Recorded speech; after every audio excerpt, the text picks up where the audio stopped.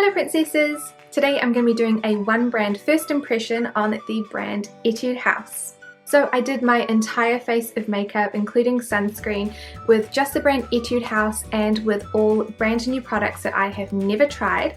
So if you guys would like to see how I achieved this look, then just keep watching. Okay, so I'm going to start off with my sunscreen because this one was also requested for me to do a review on, so I thought I would include it in this little first impressions too. So this is the EtudeHouse Sunprise Mild Airy Finish Sunscreen. I've tried the watery sunscreen in a sample sachet before and it was really nice, but in general I prefer milk formula sunscreens, which this one is, so I'm very excited about that. With a thinner formula sunscreen I can literally just pat it into my face like that, but honestly with a thicker formula it just takes way too long. So you can do a little bit of patting, but to be honest, like, it took me like 2 or 3 minutes to like pat this into my skin entirely with doing no rubbing. This has got a very interesting smell. Kind of smells like lime, which is a really weird thing for a sunscreen to smell like. Okay, so that feels like it needs a couple of minutes to dry down because it's not really quickly absorbing, which means it doesn't have very much alcohol in it. I can't smell the alcohol either, which is good because the alcohol does dry out my skin a little bit. So I'm going to go put my contact lenses in while this dries down. Okay, so I'm back with my contact lens in. They're new and they are really uncomfortable, so we'll see how this goes. So I didn't pick up any primers by EtudeHouse because there weren't any that I hadn't already tried and disliked, so I'm going straight in with the cushion. So this one is the Indie Cushion All Day Perfect in the shade Pure, which again was recommended for review as well. And I've already swatched it and it seems like it might be a pretty good colour, so I'm very interested to try it out. Man, that puff picked up a lot of product.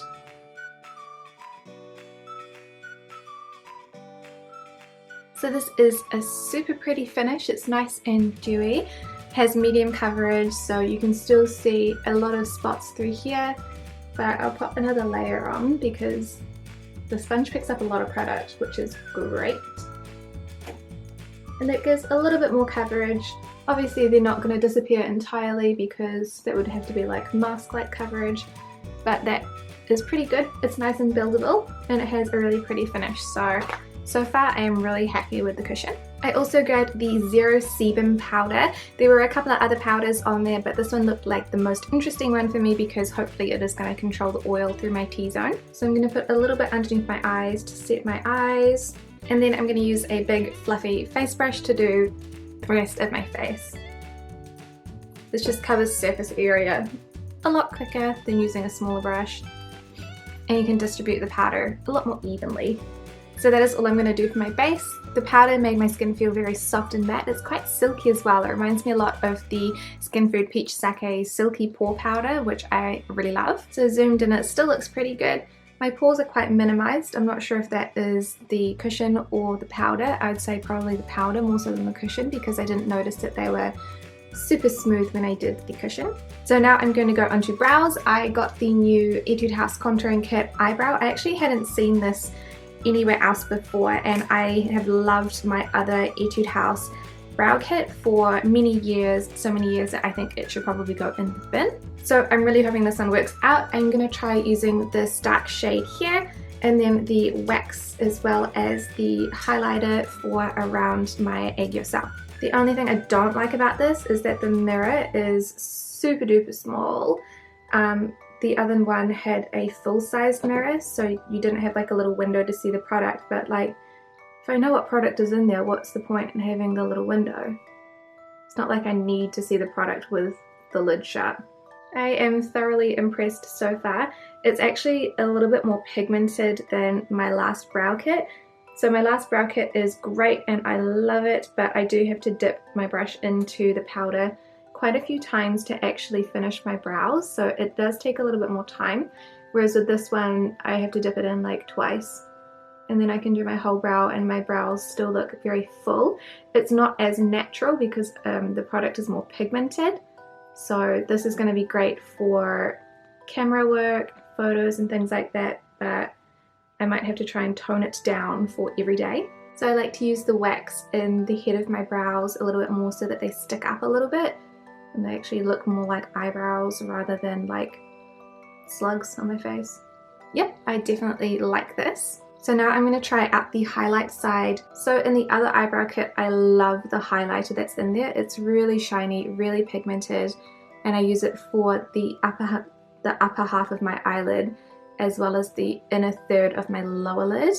I don't think that this highlight shade is as good.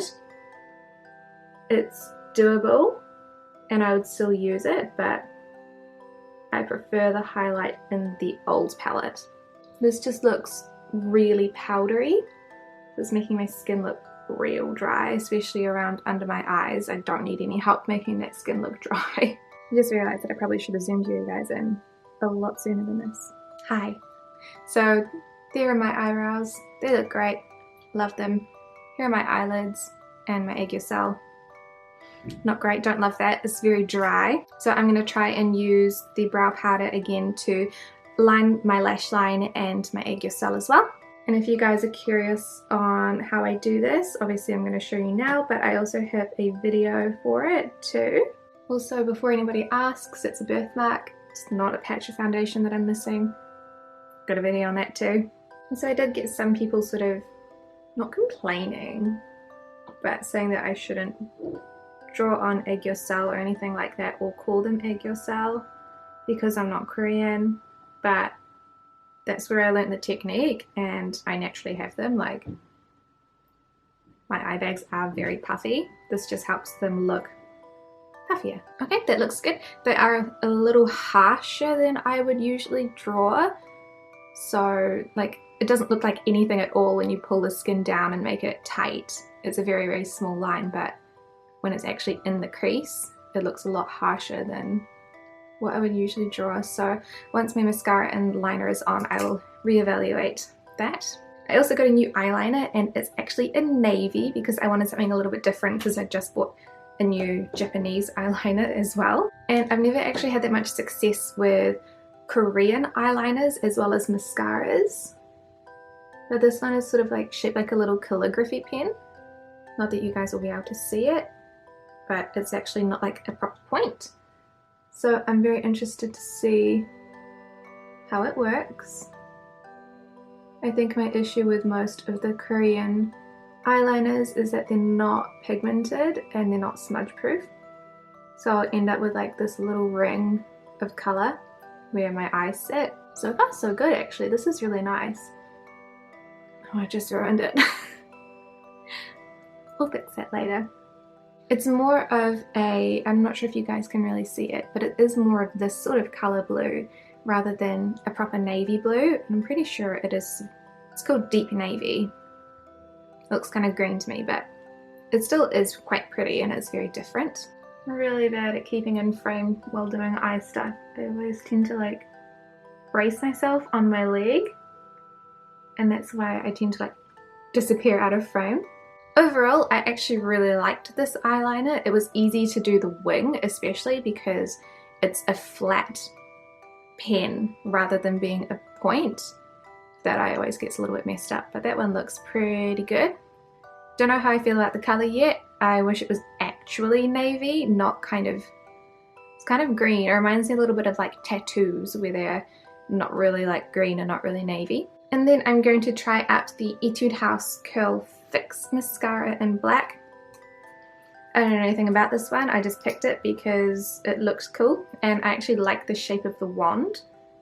So it's fatter at the end, this end, and then skinnier at this end, and it's got a nice curve on it. And again, I don't really have much luck with Korean mascaras particularly as well, because I feel like their formula doesn't dry down enough for my eyelashes. My eyelashes are fairly long, not the longest things in the world, but they're long enough that when I look up, my eyelashes hit the top part here. Same with the bottom, and they make little smudges basically if the mascaras don't dry down really well. And I find that Japanese mascaras are particularly good for my eyelashes because they dry, just hit myself in the face. The Japanese ones dry down really nicely, but I think I've tried like 4 or 5 Korean ones and I've actually hated all of them. So I'm hoping that this one will be different. I actually haven't tried a EtudeHouse mascara before. Does it curl your eyelashes? Not really, but that's why I have an eyelash curler. But I'm going to try and do another coat on my upper eyelashes and see if that helps or makes them look atrocious. Could go either way. I think that helped a little bit. I think that they look a bit fuller with a second coat.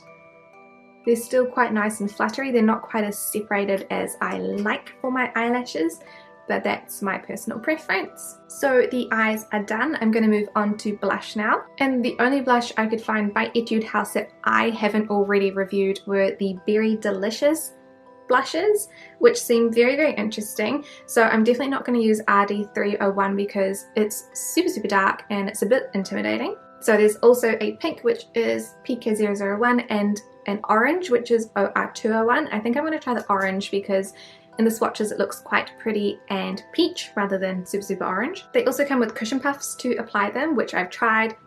Not a good idea. Don't like that. There's definitely colour on the brush, but it's not really translating to my cheeks very well. Let's try patting it in. I'm getting a little bit of colour now, but it's not very intense. Okay, I can see it in real life, but not at all on the camera. So I'm going to zoom you guys in and see if you can see it. Super, super subtle, which actually I kind of like sometimes. I'm probably not going to build up more because, as you can see, the more that I blend the blush on, the more it actually takes away from the coverage for those scars. So they were the same coverage to start with. These ones have definitely lost a lot of coverage. Lastly, I'm going to do lips, and I've got some Dear Darling tints. There are 6 shades in this collection and 4 are still in transit to me. I don't even know where they are because they don't have tracking numbers, which is so frustrating. So there is a sparkly glittery one, which I've swatched and it doesn't really have any colour. It really is just glitter. And then this other orangey toned one.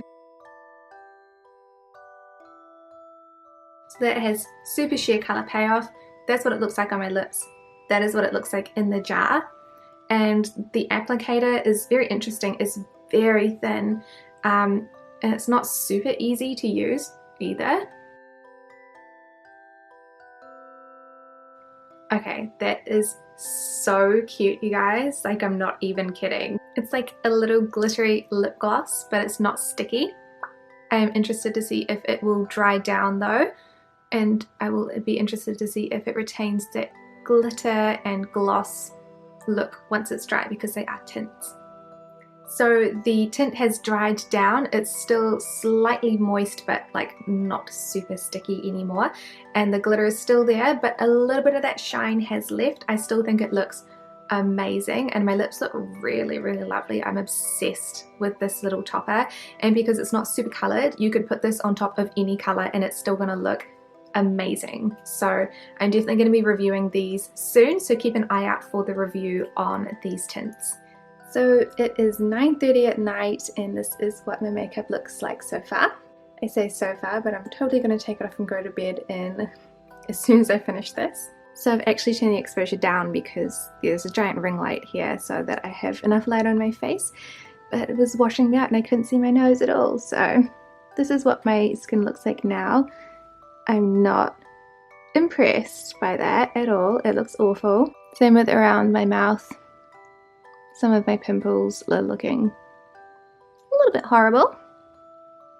I am, however, impressed by the eyes. So the eyeliner is still on, mascara is still on, and I haven't had to like wipe around the bottom of my eyes. It's a little bit of smudging, but it's not bad at all. Not sure if it is the cushion or the powder that is making my nose look so gross, but if you guys would like to know more about either of those products, let me know and I will do a review for them as well. Now I'm going to go to bed. Good night. So this is my entire face using all EtudeHouse products.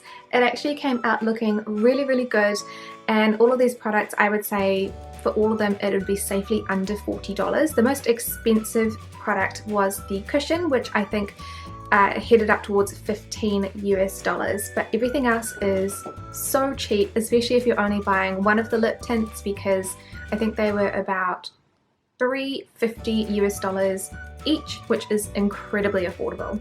I hope you guys enjoyed seeing this one brand first impressions for EtudeHouse. If you guys would like me to do them on other brands, please do let me know. Please don't make them really expensive brands because I do not earn that much money from YouTube. I have a very small following, but if you like my content, please do subscribe to my channel because it definitely does help me out a lot. Otherwise, thank you guys so much for watching and I will see you in my next video. Bye!